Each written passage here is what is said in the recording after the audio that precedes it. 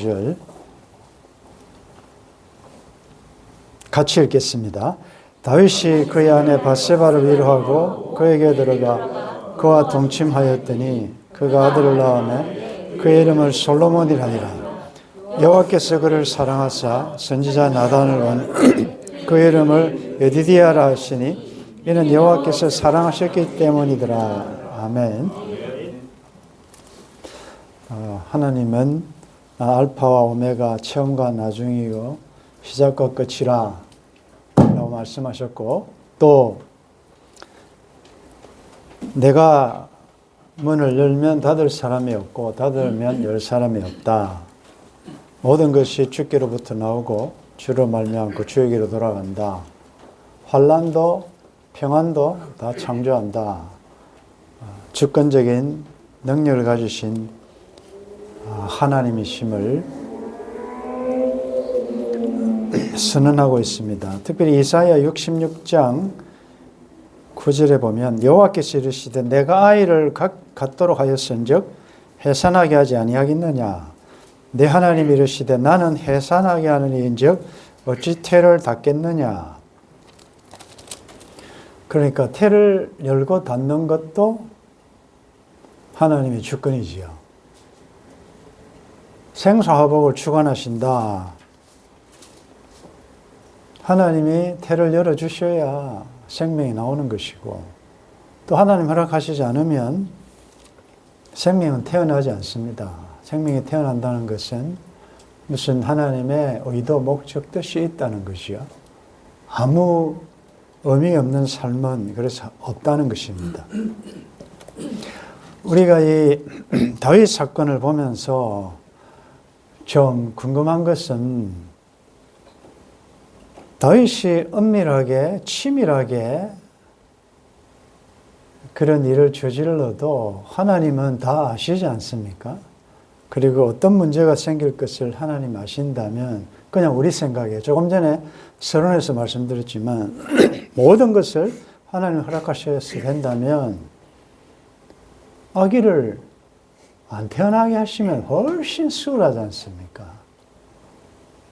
그런데 아기가 태어나고 난 다음에 분노하시고 나단을 보내서 또 긴 한 장에 걸쳐서 예를 통하여 또 다윗을 지적하시고, 또 하나님이 원래 계획하셨던 이 계획이 막 뒤틀리고, 이런 거 보면서 너무나도 간단한데 그 뻔히 죄의 싹이면 그건 사망인데 그걸 왜 태어나게 하셔서 이렇게 일을 복잡하게 하시고, 사실은 그 일이 있기까지는 모두가 다윗이 주도했습니다. 그렇죠? 자기가 다 계획하고 이렇게 하고 이렇게 하고 자기가 다 주도했는데 일이 벌어지고 난 다음에는 다윗이 주도할 수 있는 게 아무것도 없습니다. 자기가 죄 문제를 해결합니까? 뭘 어떻게 합니까? 우리 하나님이 찾아오셔서 그것도 지적해 주셨어. 그리고 뒤처리는 다 하나님이 하신단 말이죠. 때때로 우리 삶에 이건 하나님께서 그냥 길을 여시고 닫으시고 하신다면 문제가 될 만한 것은 아예 허락을 안 하시면 되는데, 어떻게 보면 너무 방관하실 정도로 오랫도록 문제를 많이 발생하게 하시고, 근데 또 하나님은 또 우리 아버지시니까 그 해결은 또 뒤치다거리는 하나님이 다 하시는 이런 일들을 가끔씩 보게 됩니다. 이걸 우리가 간단하게 또 적용해 보면, 여러분들이 혹시 여러분들 자녀들이나 이럴 때 너무 여러분들의 주관적으로 옳고 그름을 내가 판단해 가지고 그 아이가 체험하고 경험하고 또 경험을 통해서 배워야 될 것까지 너무 다 차단하는 경향이 있습니다. 하나님께서 이렇게 다윗이 자유의지로 이런 문제 있는 길을 가도록 허용하신 의도가 있지 않겠습니까? 자, 이 일 이후에 다윗이 남은 통치 기간 어떠했겠습니까? 또 이런 치밀하게 자기가 주도가 되어서 어떤 일을 했겠냐? 안 하죠. 제가 평소에 아내에게 늘 길을 걸을 때는 진심으로 걸어라. 절대로 이 핸드폰 보지 마라. 왜냐하면 몇 번 넘어져서 뼈를 다친 적이 있기 때문에 염려가 되는 거지요. 또 우리 사는 이 지방 길이 도로가 반듯하지 않고 이게 비틀비틀하다고요. 저도 그런 길을 걷는 게 참 안 좋아요. 지하철 내려서 올라오는 그 길을 보면 길이 평평하지 않아요. 약간 비스듬히 돼가지고 여러분들도 제 나이가 되면 알 거예요. 이게 발이 바닥을 바로 딱 짚고 가도 쉽지 않은데 이게 옆으로 이 각도를 털어서 가니까 항상 불안한데 지난 월요일은 제가 늘 다니는 잘 아는 골목 건널목에서 갑자기 발에 힘이 풀렸는지 이제 한번 돌면서 넘어졌거든요. 그런데 일어서려고 하니까 다시 또 넘어지는 거예요. 지금 버스는 거의 기다리고 있는데 우회전하기 위해서. 그래서 못 일어나니까 웬 아저씨가 와서 나를 부축해서 건널목에 그 은행 쪽에 계단이 있는데 앉혀주더라고. 그러면서 어르신 다음부터는 지팡이를 꼭 짚고 다니시라고. 네, 그렇게 해야 되겠다. 그분에 볼 때는 제가 어르신으로 보여요. 아직은 마음은 내가 그렇진 않은데 일어서려고 하니까 안 되고 이제 전화를 걸어서 이제 아내가 와서 나를 데려갔는데 아무렇지도 않아요. 아프진 않고 설 수가 없어서 그래서 근데 막 기어코라도 본인이 경험을 해봐 놓으니까 할 수 없이 억지로 막 예약했다고 해가지고 정형외과 가서 찍어봤는데 뼈 부러진 거 이런 건 없어요. 근데 그 다음 날부터 문제가 생기더만 보니까 이게 이제 붓기 시작하고 막 이런 증상이 지금 계속 있는데 제가 이 말씀을 드린 이유는 아니 하나님 안 넘어지게 하시지 왜 하필이면 그걸 넘어지게 하셔가지고 그 하나님이 넘어지게 한 거 아니죠. 근데 제가 그 순간에 느낀 게 그동안에 나도 수없이 이렇게 길거리에 넘어진 분들을 보았는데 그 아저씨가 생각나더라. 이제 이런 상황이 벌어지면 진짜 나도 부축을 해줘야 되겠구나. 그냥 지나가면 안 되겠구나. 얼마나 고마운지. 그 난감하게 누워서 일어설 수 없는 그런 상황에 경험해봐야 하는 것입니다. 그리고 나는 조심해라 하면서 내가 딱 그렇게 할 때 그럴 수 있어요. 우리가 다 약하기 때문에 자기는 말로는 자기는 조심해라 그러면서 자기는 조심하지 않느냐 또 이런 일도 있을 수가 있거든요. 그래서 이렇게 경험을 통해서 경험을 하면서 또 배우는 레슨이 있다고요. 그래서 하나님께서 쉽게 하지 아니하시고 때때로 오랫도록 보시면서 계속 방관하시는 것 같이 보이지만 결국 하나님은 또 그 해결책을 또 가지고 계시니까. 그래서 여러분들이 자녀들에 대해서도 방목이라는 말, 이건 아무렇게나 해라는 말이 아니라 그런 어떤 경험을 통해서 배우는 교훈들이 있기 때문에 결국은 알아요. 문제는 다 일으키지만 뒤싹거리는 부모가 해야 된다는 걸 다 알고 있어요. 그럼에도 불구하고 그것을 경험하기 전에 탓하는 것보다는 그런 자기의 실수를 통해서 부모님 말씀이 맞구나 하면서 또 깨달으면서 때때로 하나님께서 또 이렇게도 하시더라는 생각을 우리가 가지게 됩니다. 그런데 오늘 본문에 보면 아기가 죽고 난 다음에 다윗이 그의 아내 밧세바를 위로하고 그에게 들어가 동침하였더니 아들을 낳았다.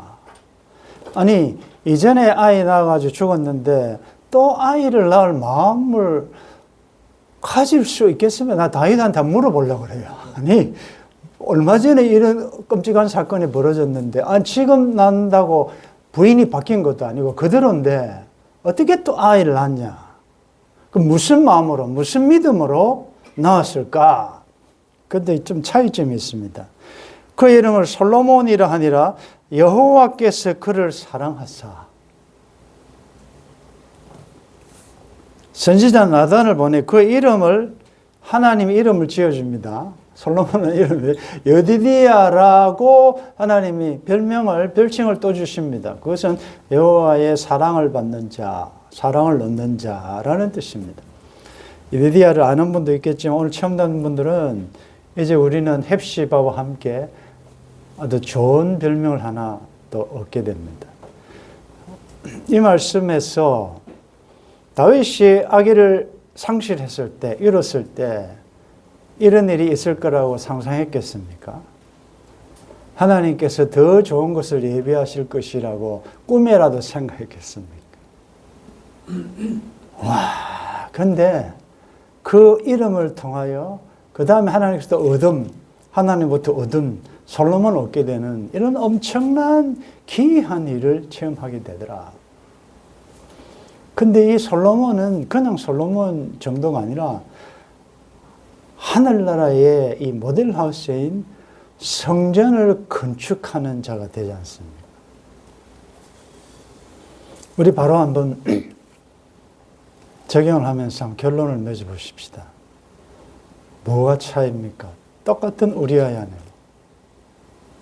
근데 먼저 난 아이는 왜 죽이시고 이 아이는 여호와의 사랑을 받는 여디디야가 되었던가?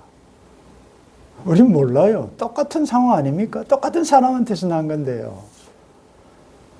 근데 우리가 굳이 하나 차이점을 찾는다면, 자, 12장 15절에 다윗에게 낳은 아이 앞에 뭐가 붙어 있습니까? 누가 낳았다 그랬죠? 우리아의 아내가 다윗에게 낳은 아이를 여호와께서 주셨다. 여기는 우리아의 아내가 낳은 이렇게 되어 있습니다. 오늘 읽은 본문의 24절에 보면 다윗이 우리아의 아내가 아니고 그의 아내 밧세바를 이렇게 이제 이름을 지칭을 하죠.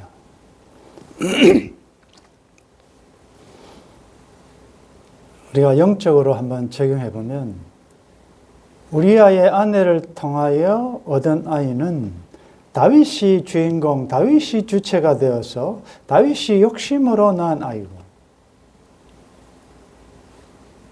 다윗이 그의 아내 밧세바를 통해서 낳은 아이는 하나님이 주체가 되어서 하나님이 허락하신 하나님의 선물이지요. 이게 차이점이지요. 오늘 이렇게 적용해 볼 수 있죠. 내가 주체가 된 옛 자아가 완전히 박살나고 없어지고 상실되고 죽어야 그리스도 안에서 새로운 새 사람이 태어난다는 말 아니겠습니까? 그리스도 밖에서 내 욕심으로 내가 주동이 되어 내가 주권을 가지고 행해졌던 모든 일들은 그것은 무너질 것이다. 그러나 그리스도 안에서 새롭게 태어난 새 사람으로의 삶의 열매는 하나님의 은총 가운데 주셨기 때문에 하나님의 사랑을 받는 것이다.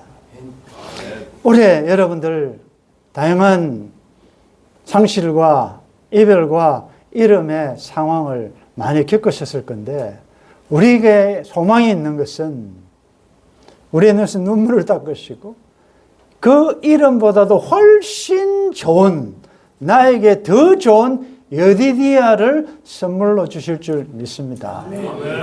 기대할 수 있단 말이죠. 그래서 우리의 여디디야인 예수 그리스도를 주셨고 또 그 그리스도를 통하여 우리를 성전되게 하셨고 우리를 통하여 하나님의 나라를 이루어 가시고 그래서 우리는 우리의 겉사람은 늙어지고 후피하고 없어지는 것 같지만 우리는 하나님의 헵시바인 동시에 하나님의 여디디야다. 아멘. 여디디아로 살아가시기를 주의 이름으로 축원합니다. 하나님, 놀라운 하나님의 전략 전술